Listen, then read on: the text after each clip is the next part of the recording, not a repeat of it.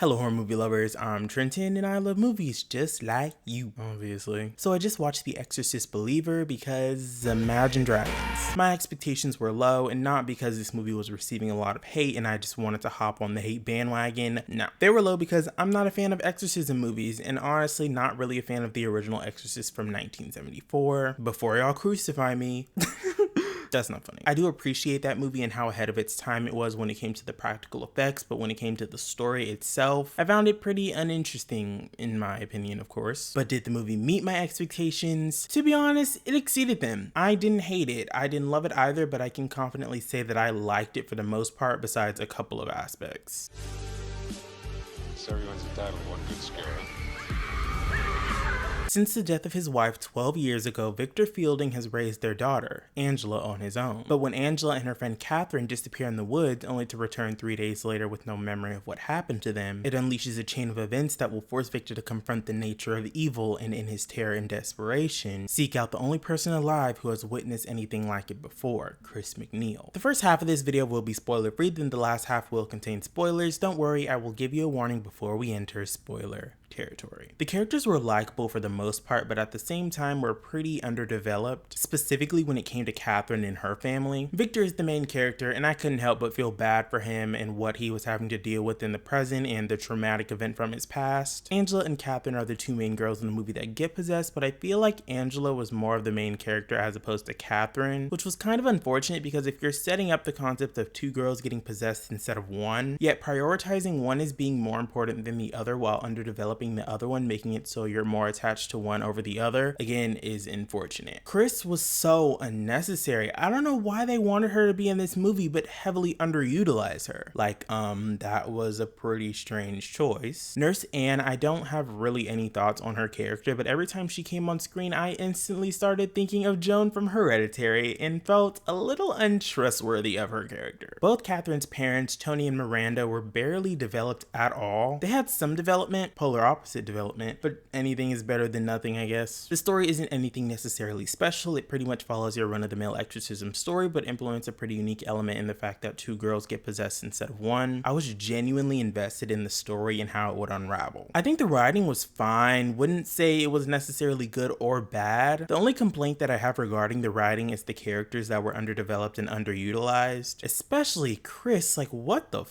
what even was the point of bringing her back if you're not even really going to use her? That was certainly strange, but I guess an excuse for that would be that she'll be important in the other movies in this trilogy if it still happens. The cinematography was fine, nothing special at all. Visually, the movie felt very generic and didn't really have a personality or style. It just felt like Blumhouse. There were certainly some strange editing choices throughout the movie. It felt choppy and disjointed, but it was the type of editing choices that felt intentional and not by accident, so I don't even know if I would consider it a negative if that was their intention, but I personally just didn't like it. The effects were great, majority practical, with a couple VFX moments that were noticeable, but not enough to take me completely out of the movie. And the scene that comes to mind where it shows up, I don't really think you could do practically. Tonally, the movie is pretty dark and depressing, especially since the main character did go through something pretty traumatic in the past, which still seeps into the present day. But just conceptually, since the horror is revolving around such wholesome kids that seem to be so kind, it's just depressing as a whole. The pacing is pretty much my only issue I have with the movie, specifically the third act. Majority of the movie is a drama with horror elements sprinkled throughout, but when we get to the third act, it does feel a little rushed and ends fairly quickly. I just wanted more and wanted the actual exorcism to be 10, maybe 15 minutes longer, while trimming some of the unnecessary bits earlier in the film. The life lesson that I learned after watching The Exorcist Believer was that dads ruin everything, but you probably knew that already. Overall, the movie is not bad as people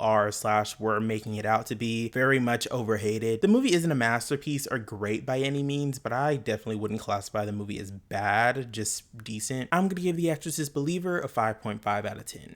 We are now entering spoiler territory. If you haven't seen The Exorcist Believer, watch it, then come back to the video, or if you simply don't care about spoilers, keep on watching. In this portion of the video, I normally break down the movie, go more in depth with my likes and dislikes, as well as my favorite scene, favorite kill, and least favorite kill. But when it comes to my likes and dislikes about the movie, I feel that I said everything that I wanted to in the non-spoiler section, so I'm just going to skip that portion of the spoiler section of this video. Again, we are now entering spoiler territory. In Haiti, photographer Victor Fielding and his pregnant wife wife Serene, blessed by a voodoo practitioner, are on their honeymoon until a massive earthquake ensues. Serene is gravely injured. She tells Victor to protect their unborn daughter, Angela. Paramedics tell Victor he must choose to save either his wife or his child. Yikes. That is such an unfortunate decision to make. Like, how the actual would you even recover from a decision like that? I know I wouldn't be able to. Couldn't be me, that's for sure. 13 years later, Victor has lost faith in God since Serene's death, while raising Angela on his own in Georgia. One day after school, Angela ventures into the woods with her Baptist best friend Catherine to perform a seance in an attempt to contact Angela's mother. Victor realizes his daughter is missing and contacts Catherine's parents, Miranda and Tony, as a 3-day manhunt ensues. I understand being desperate and wanting to talk to someone close to you that passed away, but of all places you choose to do a seance, you choose the woods out of all places. You know what? I want to contact my dead family member in this creepy ass tunnel in the middle of the woods with my bestie. The woods is such a safe place. The tunnel is so safe. What could go wrong? The girls are found in a barn on the 3rd day. Though traumatized, they seem relatively normal and are taken home, having only suffered burn marks to their feet. The next day, Angela suddenly attacks Victor and begins convulsing, while Catherine has an outburst during a church service in which the sacrament of the Holy Communion is observed. Victor admits Angela into a hospital where their nurse neighbor Anne attends to her, and Miranda begins to theorize that the girls traveled to hell and brought a demon back with them, hence the burns on their feet. First of all, what is that Joan doing here? This is her fault. This is her fault 100%. She brought payment with her after the incident in Hereditary and is trying to terrorize 2 other random families. Somebody has to put an end to her madness for real, quickly. And second of all, the shit these children were doing, they're going to the ward and staying there. The girls' condition worsens as their burns become more severe, and convinced that Angela is possessed after the latter reveals her knowledge of Anne's experience in the novitiate as a prospective nun, which ended after a pregnancy that resulted in an abortion. Gives Victor a memoir written by Chris McNeil, who experienced a similar situation with her daughter Reagan in 1973. Chris has spent her life researching exorcisms in every culture while becoming world-renowned for her studies. However, Reagan became distant from her mother due to the memoir's success and has not seen her since. Chris's involvement in this movie was so unnecessary and just felt like unnecessary fan service. She literally didn't do anything in the movie, and I personally feel the movie would have been better if they removed all her scenes and maybe added some character development to Catherine and her family, or made the actual exorcism longer, but I'd prefer more development as opposed to a longer exorcism. Victor searches for Chris and takes her to the hospital to see Angela before going to Catherine's home. While Victor attends to Miranda and Tony, Chris goes upstairs and begins to perform her own deliverance ritual on Catherine. Catherine stabs Chris multiple times in the eyes with a cross, blinding her, and she is rushed to the hospital. Victor, Miranda, Tony, and Anne reach out to the church for an exorcism. Chris advises Victor to use methods from all different cultures, and the group seeks the help of Don Revens, Catherine's family's Baptist pastor, Stuart, a Pentecostal preacher, and Dr. Beehive, a rootwork healer. The group plans an how the f do you say that?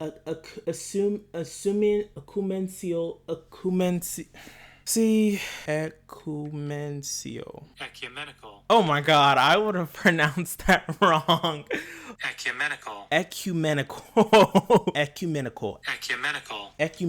The group plans an ecumenical exorcism, but the local Catholic diocese forbids Father Maddox from participating as they feel the children are suffering from a psychiatric disorder. Psychiatric disorder? Does this look like a psychiatric disorder to you? This looks very much like they're possessed. I mean, look at them. The girls are tied to chairs as the group proceeds with the exorcism. Anne uses a crucifix with the St. Benedict medal engraved on it to battle the demon. The demon reveals that Victor did not choose to keep Angela alive 13 years ago. He chose Serene, but she died from her injuries.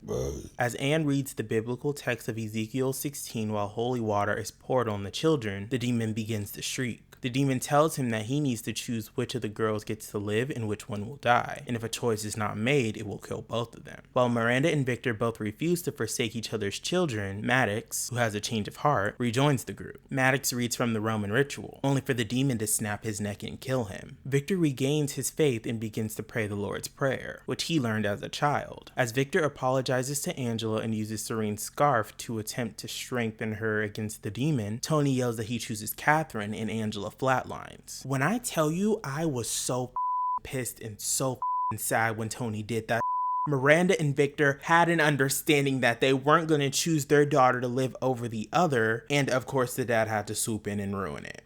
That had me floored, like, oh my god, dads ruin everything, oh my god. Suddenly, the demon reveals the one that was chosen would be the one who died. Catherine screams for her parents as the demon drags her to hell, while Angela starts to breathe. Police arrive as Miranda and Tony fail to resuscitate Catherine, and Victor tearfully reunites with his daughter. That was so heartbreaking and absolutely wrecked me, like, oh my god. I just can't, like, that is so annoying that he did that and is the cause of his own daughter's death due to his selfishness. I'm still not over that. I am still not over that. Catherine did not deserve that. In the aftermath, Victor visits Serene's grave. Miranda and Tony mourn the loss of Catherine, and Angela returns to school. In the hospital, Chris is reunited with Reagan, who forgives her mother, and they emotionally embrace. That was sweet, but again, why do that to Chris's character? Introduce her, then not too long after have her severely injured in the hospital, blinded, but oh, Reagan shows up at the end, so it was all worth it. No. My favorite scene would have to be the exorcism itself, even though I feel it went by pretty fast. I wasn't expecting only one of the girls to die. I honestly thought both were gonna die, but the fact that only one did is kinda worse. Yikes. My least favorite scene would have to be Chris's introduction. The scene where she first came in the picture, that scene was what, 5 to 10 minutes, and knowing what happens to her character not too long after this makes me dislike her introduction to the movie even more. My favorite kill would have to be the priest's death, obviously. It was a clear homage to the original, but clearly CGI, which was definitely CGIing, but the death still made me uncomfortable and squeamish, which is obviously a good thing. My least favorite kill would have to be the mom's death. It was sad as